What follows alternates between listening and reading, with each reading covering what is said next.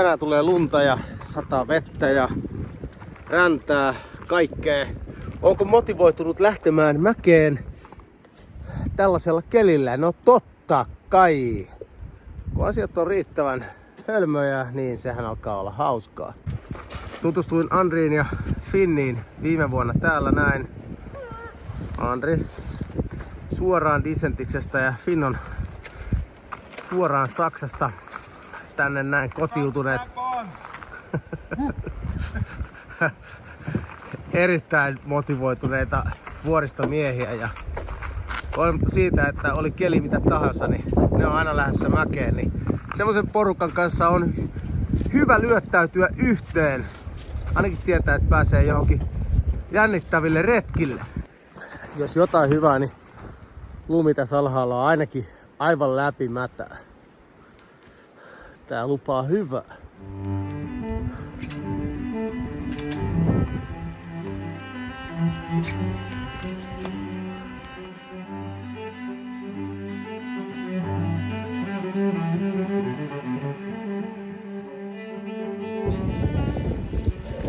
Tultiin tuolta märältä, ihan täysin märältä lumelta tänne uuden lumen puolelle, joka tääkin on kyllä melko märkää.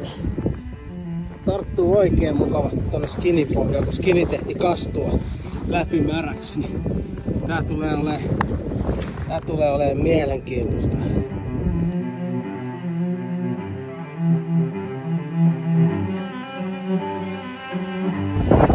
Päästiin viimein pakkasen puolelle, niin ei ole enää niin tahmeita menoa. Ei tarvii kantaa useampaa kiloa lunta enää tuolla skinin pohjassa.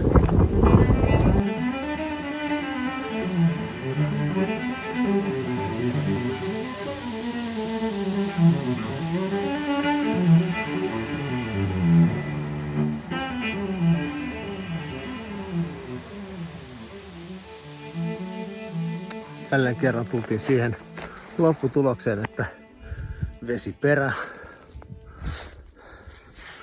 Se on vaan todettava, että alas mennään ilman mitään hiihtoja. Tässä on nyt tahkattu päätä seinää enemmän kuin tarpeeksi. Eilen sentään näytti tältä.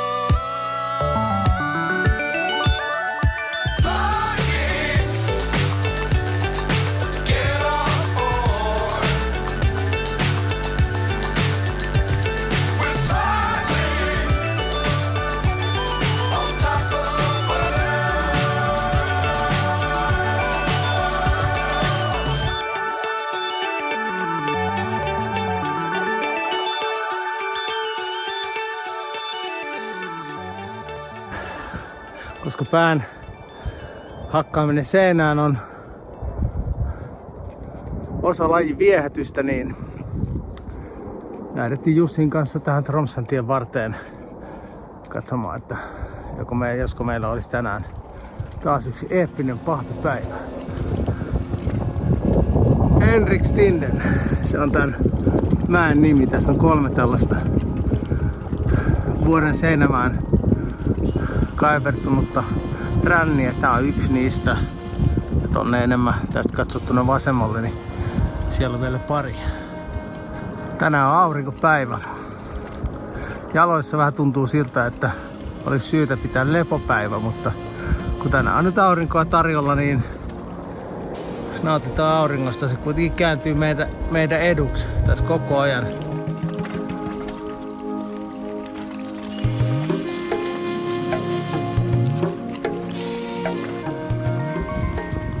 No nyt kävi silleen, että 800 metriä plus jotain pelkkää pahvia meillä on tässä näin. Annettiin sille kuitenkin niinku aika paljon. Jonain päivänä kun on hyvä sääni. On muuten hieno mäki. Sultinden. Se on tuossa taustalla. Sitten oli muutama ränni. Tuolla katsojen vasemmassa laidassa, niin siellä olevat rännit, niin niissä on vähän kiviä. Ei näyttänyt ihan niin hyvin läpitulevilta kuin mikä tää on tää katsojen oikeassa laidassa oleva banaani.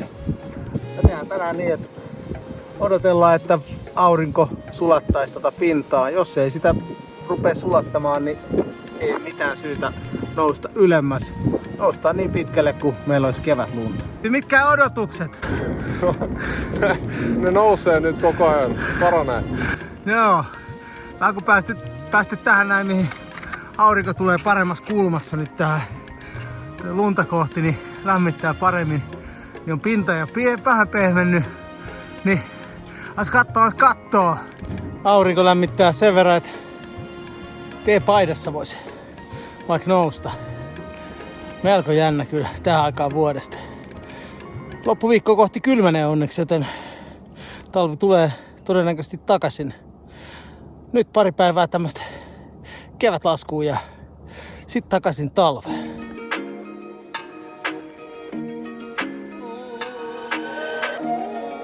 Kesähiihdossa on se hyvä puoli, että jos menee loskaksi, niin odottaa vaan muutaman tunnin, kun aurinko tipahtaa vähän alemmas. Niin sit meillä on taas ihan priima keli. Et se on 2 kertaa päivässä mahdollisesti hyvässä kunnossa.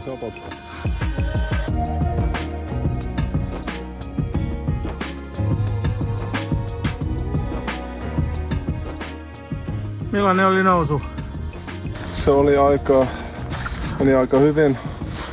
Rankka lopussa, että lumi vaikuttaa olevan aika hyvä. Kohtuullisen hyvä ainakin.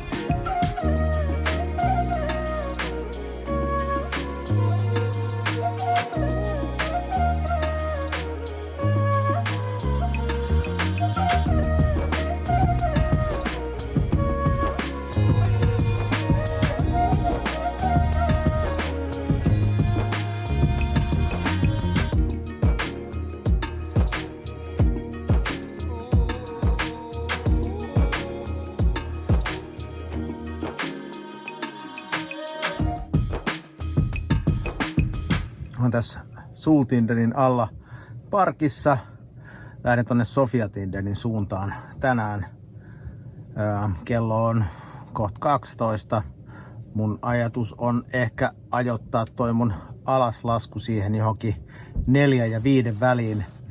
Se on tänään melko lämmin päivä ja melko tuuleton päivä, niin tossa noin eilen kun laskettiin Sultindenin ränniä, niin sen rännin oikea laita oli jo niin märkää lunta, että se oli erittäin tahmeita, kun ei ole vielä silleen niin kuin tullut ne parhaat firnikelit. No, ei pitäiskään olla tullut vielä, mutta ei ole niin monta päivää ollut aurinkoa, että se olisi muuttunut sellaiseksi kunnon firniksi. Niin mä ajattelin, että nyt kun se lämpee päivällä, niin sitten kun valo alkaa vähän kääntyä, niin se alkaa jäähtyä se pinta, niin jos se olisi siihen niin kuin mennessä ehtinyt jäähtyä sen verran, että pinta olisi hyvä tulla alas. Parion puolelta aurinkoon, mikä on erittäin miellyttävää. Nyt tätä aurinkoa sitten riittääkin pidempään. Hienoa.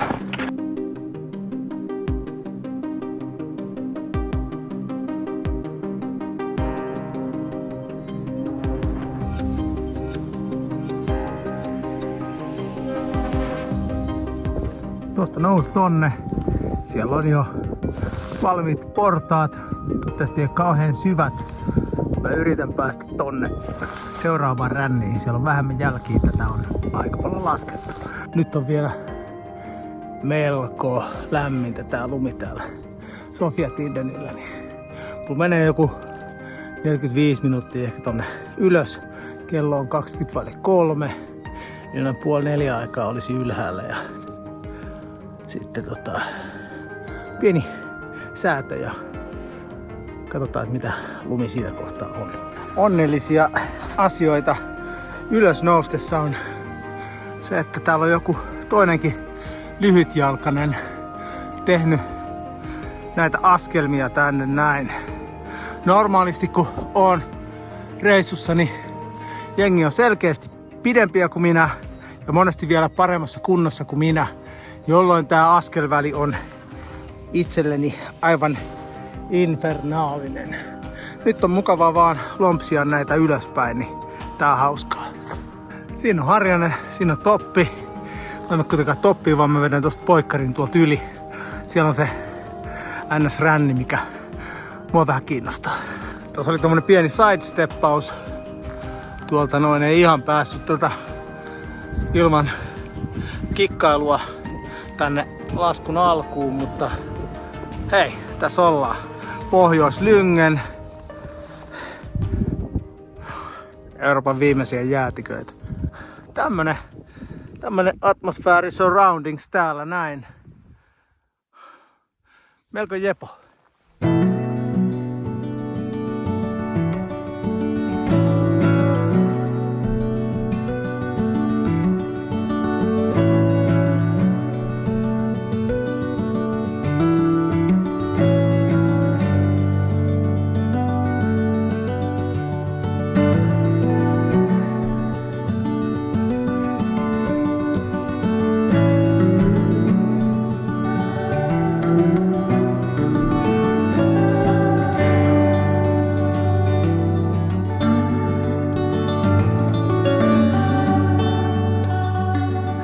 Tää oli nyt niinku Lyngeniä silleen keväällä.